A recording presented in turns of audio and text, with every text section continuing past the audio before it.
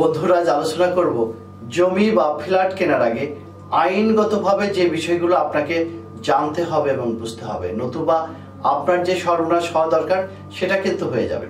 ক্রেতা সাবধান নীতিতে কিন্তু স্পষ্ট বলা আছে, কিছু কেনার আগে ক্রেতাকে যথেষ্ট সাবধানতা অবলম্বন করতে হবে, কারণ এই নীতি অনুসারে পণ্যের ত্রুটি প্রকাশ করতে বিক্রেতা কিন্তু বাধ্য নয়। বিক্রেতা পচা জিনিসকেও বলবে যে আমার জিনিস ভালো, কিন্তু সে জিনিসটি দেখে বুঝে নেওয়া এবং কেনার দায়িত্ব কিন্তু আপনার। যা কিনছেন তা দেখে শুনে বুঝে নিতে হবে আপনাকে।